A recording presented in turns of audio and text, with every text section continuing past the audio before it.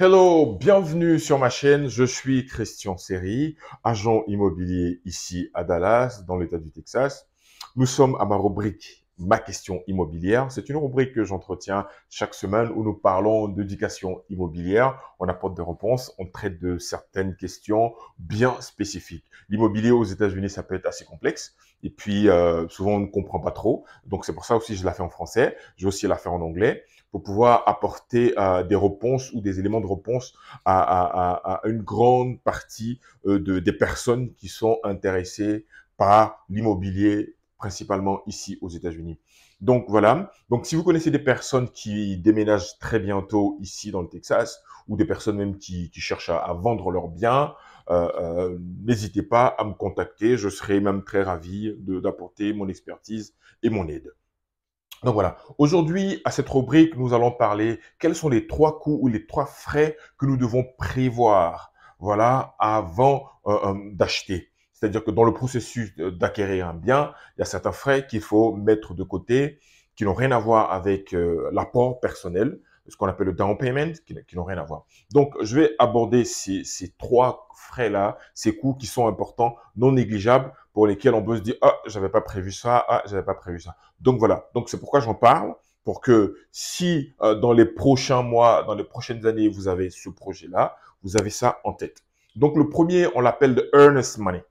The earnest money, c'est une somme d'argent qui s'évalue entre 1 et 2% de la valeur de la maison. Donc, c'est une somme que l'on dépose à ce qu'on appelle à des title companies. C'est le bureau qui va se charger de la transaction immobilière, de la signature. Donc, c'est ce qu'on dépose là-bas. Donc, pour montrer aux vendeurs que vous êtes sérieux et que vous voulez vraiment acheter ce bien-là. C'est comme lorsque vous voulez épouser quelqu'un, la seule manière d'être sérieux, c'est de lui proposer une bague de fiançailles. Donc, c'est pareil, c'est ça le earnest money. Donc, on dépose ça et donc, on utilise ça pour montrer que l'on est sérieux pour l'achat de la maison. Donc voilà, donc on suppose que l'offre a été acceptée par le vendeur. Donc la deuxième étape, le deuxième coût, ce sera les coûts de l'inspection. Inspecter la maison.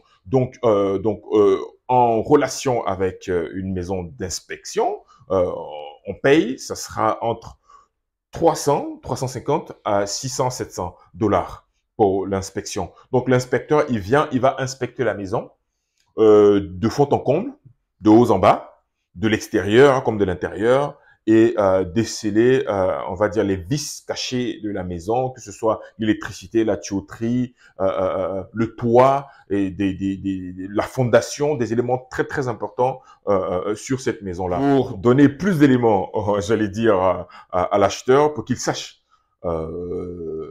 dans quelle aventure il se lance.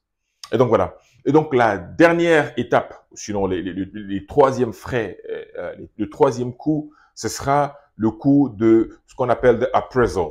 Appraisal, c'est de voir quelle est la valeur, c'est pas le coût, la valeur propre de la maison. Parce que si vous achetez cash, vous n'avez pas besoin d'avoir un appraisal pour estimer la valeur de la maison. Donc, estimer la valeur. Donc, the appraisal viendra estimer la valeur de la maison. Donc, généralement, l'institution bancaire qui vous prête de l'argent envoie ce qu'on appelle the appraiser pour pouvoir estimer le montant réel de la maison. Donc, il va vous prêter un certain montant. Donc, il envoie cette personne-là pour estimer vraiment de la valeur de la maison. Donc, voilà. Si, admettons que vous avez demandé 400 000 et que la maison, la valeur est de 300 000, on doit revoir les choses. Donc, si vous arrivez à avoir un prêt de 300 000 ou 400 000 et que la maison vaut plus, on doit revoir certaines choses. Donc, voilà, ce sont les trois frais-là que je voulais discuter avec vous rapidement. Donc, les trois coûts pour lesquels on doit s'apprêter lorsque on veut acheter. The earnest money, inspection money, appraisal money. The appraisal money, généralement, ça va au-delà de 600 dollars. Donc, voilà, ce montant-là, il faut le connaître également. Donc, voilà. Merci et à très bientôt à ma question immobilière où nous abordons encore l'éducation immobilière. À très bientôt.